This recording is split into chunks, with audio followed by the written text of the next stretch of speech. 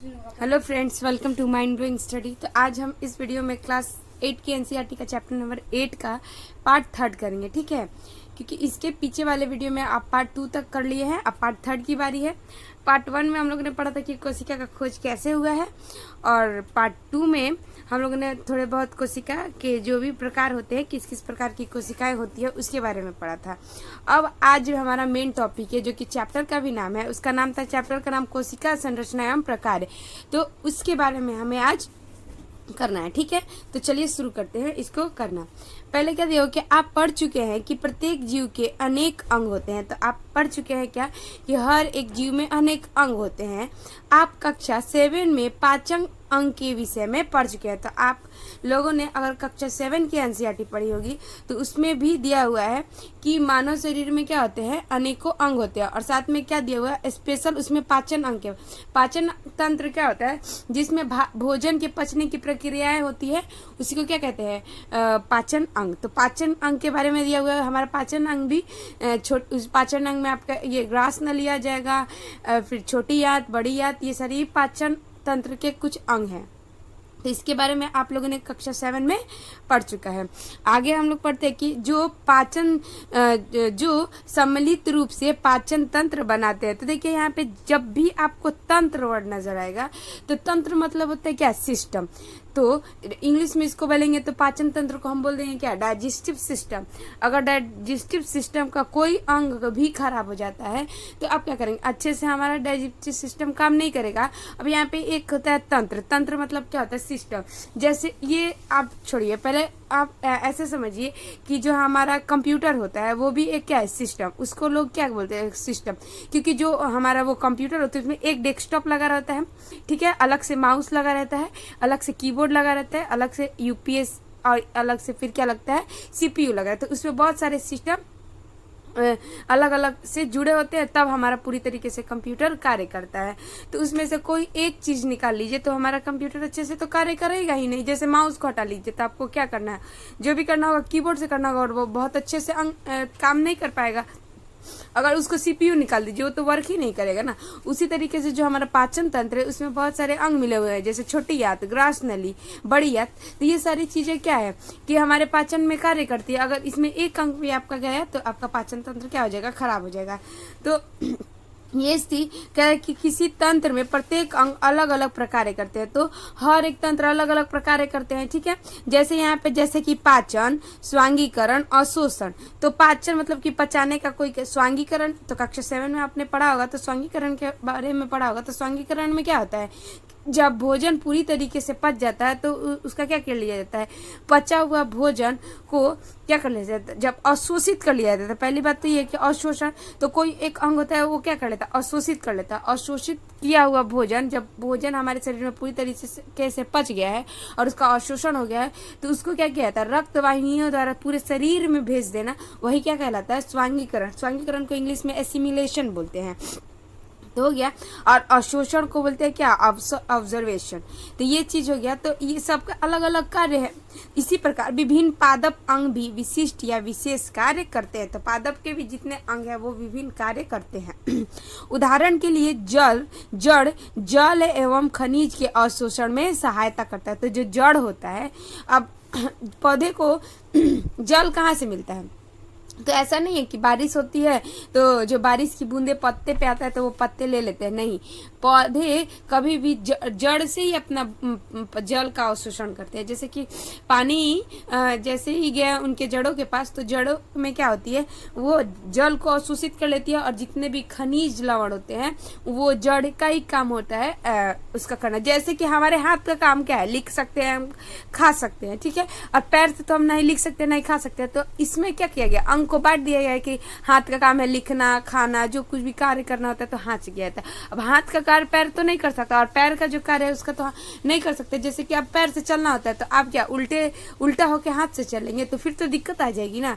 उसी तरीके से हर एक अंग का अलग अलग कार्य होता है। तो उस पौधे में जड़ का क्या काम होता है, जल का अवशोषण करना और खनिज लवणों का अवशोषण करना। आपने कक्षा 7 में पढ़ा था कि पत्तियां भोजन के संश्लेषण का कार्य करती है। तो पेड़ पौधे में पत्ती का क्या कार्य होता है, भोजन का संश्लेषण, यानी भोजन को बनाना। तो जो भोजन पत्तियों द्वारा भोजन बनाने की प्रक्रिया क्या कहलाती थी, तो प्रकाश संश्लेषण की प्रक्रिया कहलाती थी। तो ये चीज हम लोगों ने कक्षा 7 में पढ़ लिया है। आगे पढ़ते हैं कि प्रत्येक अंग पुनः छोटे भागों से बना होता है। तो जाहिर सी बात है कि किसी भी चीज का निर्माण एक छोटे चीज से ही होते हैं। जैसे घर भी बनाना शुरू किया जाता है तो क्या कहता है, पहले एक ईंट रखा जाता है, फिर 2 3 ऐसे करते करते पूरा हमारा क्या हो जाता है, घर बन जाता है। उसी तरीके से है कि प्रत्येक अंग एक छोटे भाग से बना होता है जिसे कि क्या कहते हैं, उत्तक कहते हैं। तो यहाँ पे दिया प्रत्येक अंग पुनः छोटे भागों से मिलकर बनता है जिसे क्या कहते हैं, उत्तक कहते हैं। उत्तक एक समान कोशिका का वह समूह है जो एक विशिष्ट प्रकार करती है। तो वो क्या करती है, एक समान कोशिका, मतलब कि जैसे कि मसल्स कोशिका हुई तो जितनी भी मसल्स कोशिका होगी एक ही में ऐड हो जाएंगी और सब मसल्स उत्तक का निर्माण कर देगी। ठीक है, तो एक जैसी कोशिकाओं को एक में रखा जाता है और वो मिलकर क्या बना लेंगी, उत्तक बना लेंगी। पहली को समझ में आ गया कि अंग उत्तक का बना होता है। तो हमारा जो अंग होता है वो किसका बना होता है, उत्तक का। तो सबसे पहले क्या होती है, कोशिका। कोशिका मिलकर बनेगी तो क्या बनेगा, उत्तक बनेगा। और उत्तक मिलकर क्या बनेंगे, अंग। और अंग मिलकर हमारा शरीर बनेगा। अंग मिलकर अंग तंत्र बनेंगे, अंग तंत्र से हमारा शरीर बन जाएगा। ठीक है, तो उसी तरीके से बोला है कि पहली को समझ में आ गया कि हमारे अंग का निर्माण किससे हुआ है, उत्तक से। और उत्तक कोशिका से मिलकर बना होता है। सजीवों की संरचनात्मक इकाई क्या है, तो कोशिका है। तो घर बनाने के लिए जैसे ईंट की आवश्यकता थी उसी तरीके से हमारे शरीर बनाने के लिए किसकी आवश्यकता है, कोशिका की। क्योंकि कोशिका रहेगी तभी तो कोशिकाओं का समूह बनाकर हम उत्तक बनाएंगे। और उत्तक बनाएंगे तो उत्तक मिलेंगे तो क्या करेंगे, अंग का निर्माण करेंगे। और अंग का जब निर्माण हो जाएगा तो फिर क्या करेगा, अंग तंत्र का निर्माण होगा। अंग तंत्र के निर्माण के बाद पूरे शरीर का निर्माण हो जाएगा। तो सबसे मूलभूत इकाई क्या हो गई, तो आप बोलेंगे क्या, कोशिका। ठीक है, तो आपको समझ में आ गया। अब हम समझते हैं कोशिका के भाग की। अब कोशिका के अंदर बहुत सारे भाग होते हैं कि माने उसके अंदर क्या कोशिका, अब एक कोशिका के अंदर क्या क्या चीज होती है उसके बारे में हम लोगों को पढ़ना है। ठीक है, तो देखिए सबसे पहले हम क्या करेंगे, कोशिका झिल्ली के बारे में पढ़ेंगे। तो जैसा कि पीछे वाले वीडियो में हम लोगों ने पढ़ा था कि कोशिकाओं के सारे अंग एक झिल्ली में बंद होते हैं। उसके चारों तरफ एक आवरण लगा होता है, उसी को क्या कहते हैं, कोशिका झिल्ली। जैसे क्या हम लोग प्लास्टिक जैसे सामान कोई लाना होता है एक प्लास्टिक में ले लेते हैं तो हमारे लिए वो क्या हो गया, झिल्ली। कह रहा है कोशिका के मूल घटक है। कौन कौन से मूल घटक है, तो कोशिका झिल्ली, कोशिका द्रव और केंद्रक।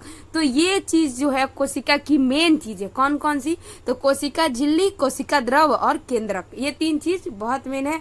इसको फिगर 8.7 में देखना है, पहले समझ लेते उसके बाद फिर फिगर देखेंगे। कह रहा है कि कोशिका द्रव एवं कोश केंद्रक कोशिका झिल्ली के अंदर परिबद्ध होते हैं।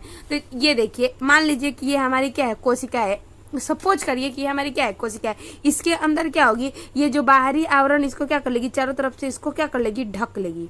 ठीक है, तो ये क्या कहलाएंगी, कोशिका झिल्ली कहलाएंगी। ठीक है, और इसमें एक बीच में होगा न्यूक्लियस, केंद्रक। ठीक है, ये केंद्रक हो गया। और चारों तरफ से ये द्रव जैसा पानी जैसा इसमें भरा रहेगा तो उसी को क्या कहेंगे, केंद्र, कोशिका द्रव। मान लीजिए कि कोई आप सामान लेके आ रहे हैं, ठीक है, प्लास्टिक में, तो इसमें तो ऐसा तो है नहीं कि कोशिका में सिर्फ केंद्रक ही होता है, और सारे भी अंग होते हैं। इसमें जो जो दिए होंगे मैं आपको बताऊंगी। ठीक है, तो वो क्या किया जाता है कि एक दूसरे में टकरा कर किसी अंग को कुछ हो ना, इसलिए क्या किया जाता है, उसमें ये बना दिया, कोशिका द्रव भरा जाता है। क्योंकि पानी में अगर 10 चीजें रख दीजिए वो टकरा के टूटेगा नहीं। उसी तरीके से ये केंद्रक क्या हो जाता है, कोशिका द्रव्य होता है।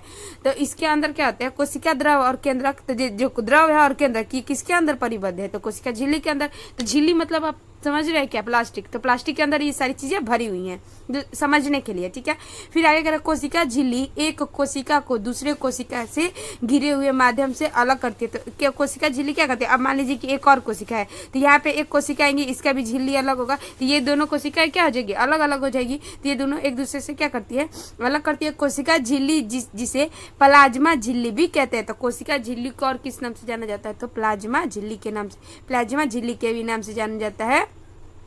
भी कहते हैं। संरंध्र होती है। तो ये क्या होती है, संरंध्र होती है, मतलब कि इसमें क्या होती है, छोटे छोटे छिद्र होते हैं। जैसे कि पत्तियों में संरंध्र होता है ना, तो उसी तरीके से मतलब कि कुछ आदान प्रदान हो सकता है। तो ये इसमें क्या होता है, संरंध्र होते हैं तथा विभिन्न पदार्थ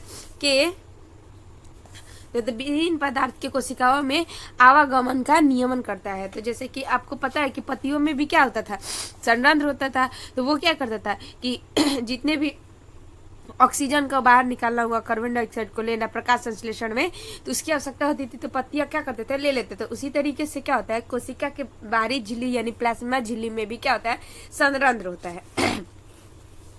तो यहाँ पे आगे समझते हैं। उससे भी पहले हम क्या करते हैं, पहले 8.7 फोटो देखना था, उसको देख लेते हैं। तो हमारा ये रहा पिक्चर्स 8.7, ठीक है। सबसे पहले हम इसमें क्या क्या हमें देखना था, तो कोशिका झिल्ली को देखना था, केंद्रक को देखना था और कोशिका द्रव को देखना था, ठीक है। तो देखिए यहाँ पे पिक्चर देखिए, यहाँ पे ये वाला जो दिया हुआ है, ए वाला ये दिया हुआ है पादप कोशिका का, और ये वाला दिया हुआ है जो जंतु कोशिका। तो जो केंद्रक होता है वो दोनों में पाया जाता है, जो कोशिका झिल्ली होती है वो भी दोनों में पाया जाता है। यही है उसमें पादप में, तो पादप में डबल लेयर लगा रहता है जिसको हम कोशिका भित्ति बोल देते हैं, तो वो झिल्ली ही, ठीक है। और केंद्रक तो दोनों में, कोशिका द्रव्य भी दोनों में ही पाई जाती है। तो आप देख लीजिए यहाँ पे, देखिए यहाँ पे ये जो ये गोल सा दिखाई दे रहा है ये क्या है, केंद्रक है। इसमें भी ये जो बीच का है केंद्रक है, ठीक है। और यहाँ पे रिक्तिका को भी हम अभी नहीं समझ रहे क्योंकि अभी इसके बारे में पढ़ेंगे तब। ये जो बाहरी आवरण इसका बना हुआ है ये क्या है, कोशिका झिल्ली। इसमें भी डबल लेयर दिया हुआ है, तो ये भी कोशिका झिल्ली ही है, ठीक है। और आगे जो इसमें क्या दिया हुआ है, कोशिका द्रव्य। तो ये वाला जो पीला वाला भाग दिख रहा है यहाँ पे पूरा पीला पीला हुआ है, वो क्या है, केंद्रक द्रव्य। और यहाँ पे देखिए ये इसमें भी दिया हुआ है पूरा पीला पीला छोटा छोटा डॉट डॉट करके दिया हुआ है, मतलब लिक्विड टाइप का भरा हुआ है, ये भी क्या है, कोशिका द्रव्य ही है। तो चलिए समझते हैं, अपना आगे बढ़ाते हैं चैप्टर को। कह रहा है कि प्याज की कोशिका की सीमा कोशिका झिल्ली द्वारा परिबद्ध होती है। तो प्याज की जो कोशिका की सीमा होती है वो क्या होती है, कोशिका झिल्ली द्वारा। तो आप भी जब प्याज छीलते होंगे, अगर नहीं देखा तो आप देखिएगा, जब आप प्याज को छीलते हैं ना तो इसमें एक पतला सा लेयर होता है, ठीक है। वो लेयर क्या करता है, उसको हर एक प्याज के से अलग करता है। तो यही कह रहा है कि जो एक और दृढ़ आवरण द्वारा आबद्धित होती है जिसे कोशिका भित्ति कहते हैं। तो वो क्या करती है, एक होता है जो बाहरी कवर होता है उसमें वो क्या होता है, कोशिका भित्ति कहते हैं। कोशिका के केंद्र में घनी एवं गोलाकार संरचना होती है जिसे कि केंद्रक कहते हैं। तो यहाँ पे बस दिया हुआ है कि प्याज की कोशिका की सीमा क्या कहलाती है, कोशिका झिल्ली कहलाती है। जो एक और दृढ़ आवरण प्रदान करती है उसी को क्या कहते हैं, कोशिका भित्ति। तो कोशिका भित्ति क्या कहलाती है, उसके बाहरी कोशिका झिल्ली ही होती है, लेकिन वो दृढ़ आवरण प्रदान करेगी तो वो क्या कहलाएगी, कोशिका भित्ति। और उसके अंदर की जो पतली पतली लेयर रहेंगी उसको क्या कहेंगे, कोशिका झिल्ली कहेंगे। और कोशिका के अंदर क्या कह रहा है कि घनी और गोलाकार संरचना होती है जिसे कि केंद्रक कहते हैं, ठीक है। और कह रहा है कि केंद्रक एवं कोशिका झिल्ली के मध्य एक जेली के समान, तो केंद्रक और कोशिका झिल्ली के समान एक जेली के समान कोई पदार्थ हो जाए जिसे ये क्या कहते हैं, कोशिका द्रव्य कहते हैं। तो ये चीज आप आराम से समझ गए होंगे। यहाँ पे प्याज की कोशिका की झिल्ली का पिक्चर दिया हुआ है, इसको भी समझ लेते हैं हम थोड़ा सा। देखिए आराम से, यहाँ पे दिया हुआ है क्या, कोशिका झिल्ली की कोशिका, प्याज की झिल्ली की कोशिका। तो ये प्याज की झिल्ली की कोशिका दिखा रहा है आपको। यहाँ पे ये पूरा लिक्विड टाइप का यहाँ पे ये भरा होगा जिसको क्या कहेंगे, कोशिका द्रव्य कहेंगे। और ये वाला गोल वाला, इसमें भी हर एक कोशिका में अलग अलग केंद्रक होता है। समझ लीजिए कि जिस तरह हम लोग मनुष्य के लिए दिमाग की आवश्यकता होती है उसी तरीके से कोशिकाओं में केंद्रक की आवश्यकता होती है। पूरी कोशिकाओं को कंट्रोल ही कौन करता है, केंद्रक ही करता है, ठीक है। काम करवाने का काम इसका है कि ये क्या करेगा, सबसे काम करवाते जाएगा। आप ये काम करिए, कोशिका के सभी अंकों का कंट्रोल ही कौन करेगा, केंद्रक ही करता है। अब यहाँ पे कहते हैं मैं जानना चाहता हूँ कि पौधों में कोशिका भित्ति की आवश्यकता क्यों पड़ती है। तो आप लोगों ने पिछला पार्ट पढ़ा होगा तो उसमें आराम से समझा होगा क्या कि कोशिका में भित्ति की आवश्यकता क्यों होती है। तो हम आज नहीं समझते क्योंकि बार बार एक ही चीज करने से क्या मतलब बनता है। फिर कह रहा है हम पहले ही पढ़ चुके हैं, तो फिर आखिर इसमें दे ही रहा है कि कोशिका झिल्ली कोशिका का आदान प्रदान करता है। तो जो कोशिका झिल्ली होती है वो क्या करता है, कोशिकाओं को आकार प्रदान करता है। पौधे में कोशिका झिल्ली के अतिरिक्त एक बाहरी मोटी परत होती है जिसे ही क्या कहते हैं, कोशिका भित्ति कहते हैं। तो पौधों में एक बाहरी मोटी परत होती है, इसी को क्या कहते हैं, कोशिका भित्ति। कोशिका झिल्ली को आबद्ध करने वाली यह अतिरिक्त संरचना पौधे की कोशिकाओं की सुरक्षा के लिए आवश्यक है। तो ये जो बाहरी संरचना होती है वो पौधे की क्या है, एक तरह से सुरक्षा आवरण है, सुरक्षा करने के लिए आवश्यक है। पादप कोशिकाओं को ताप में परिवर्तन, तीव्र गति से चलने वाली वायु, वायुमंडलीय नमी इत्यादि विभिन्न परिवर्तनों से सुरक्षा की आवश्यकता होती है।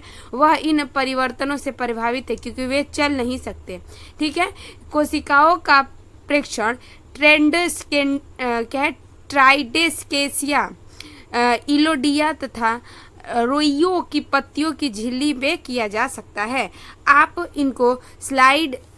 इनकी स्लाइड भी इस प्रकार बना सकते हैं जिस प्रकार प्याज की झिल्ली की स्लाइड बनाई गई है। तो ये वाली जो दिया हुआ है इलोडिया, रोइयो, ये सारी जो पौधे हैं, इनकी पत्तियों को आप देखेंगे तो आप इनका स्लाइड आराम से बना सकते हैं। कह रहे पहेली ने बूझों से पूछा कि क्या वह जंतु कोशिकाओं का भी परीक्षण कर सकता है। तो पहली बूझों से बोल रही है कि क्या वो जंतु कोशिका, अभी तक तो हम पादप कोशिकाओं पर ही थे, ठीक है, तो जंतु कोशिकाओं के बारे में देखते हैं। कह रहा है कि एक स्वच्छ दांत खोदनी यानी कि जिसको टूथपिक बोलते हैं, अथवा माचिस की तीली जिसका मसाले वाला सिरा तोड़कर हटा दिया गया हो, लीजिए इसकी सहायता से गाल के अतिरिक्त परत को धीरे से खुरीदिए। ठीक है, तो क्या कह रहा है कि गाल, अंदर के हमारे गाल है ना, उसकी क्या करना, धीरे से स्क्रोपिए और स्क्रोपित कीजिए। इसे कांच की स्लाइड पर रखे पानी में रखिए, इसमें आयोडीन विलयन की एक बूंद डालकर इस पर कवर स्लाइड रखिए। फिर रखना, फिर कह रहा आयोडीन विलयन के साथ आयोडीन विलयन कहते हैं, आयोडीन विलयन के स्थान पर आप मिथाइल ब्लू की 1 या 2 बूंद डाल सकते हैं। सूक्ष्मदर्शी से नीचे इसका परीक्षण कर ले आपको कि कुछ, तो कुल मिला के ये दे रहा है कि हम किस प्रकार से जंतु कोशिकाओं को हम देख सकते हैं। तो ये चीज रही। तो कल हम पढ़ेंगे ये जंतु कोशिकाओं के बारे में कि जंतु कोशिका में कौन कौन से अंग है, क्योंकि कोशिका द्रव तो आपको दोनों में देखने को मिल जाएगा, केंद्रक भी दोनों में देखने को मिल जाएगा, लेकिन जो भित्ति होती है कोशिका भित्ति वो सिर्फ पादप में ही देखने मिलती है, और कोशिका झिल्ली जो होती है वो जंतु में देखने के लिए मिलता है। लेकिन झिल्ली को ही भित्ति कहते हैं, लेकिन उसमें क्या होता है कि उसमें डबल आवरण होता है, इसमें सिंगल रहता है, तो पतला है इसलिए इसको झिल्ली बोल देते हैं, उसमें डबल है तो उसको अलग नाम दे देते हैं, तो उसको भित्ति बोल देते हैं। तो अब हम नेक्स्ट वीडियो में आगे क्या करेंगे। तो आई होप यहाँ तक आपको वीडियो समझ में आया होगा। अगर समझ में आया तो आप हमें लाइक और कमेंट करके बता सकते हैं। यहाँ तक वीडियो देखने के लिए आपका बहुत बहुत धन्यवाद।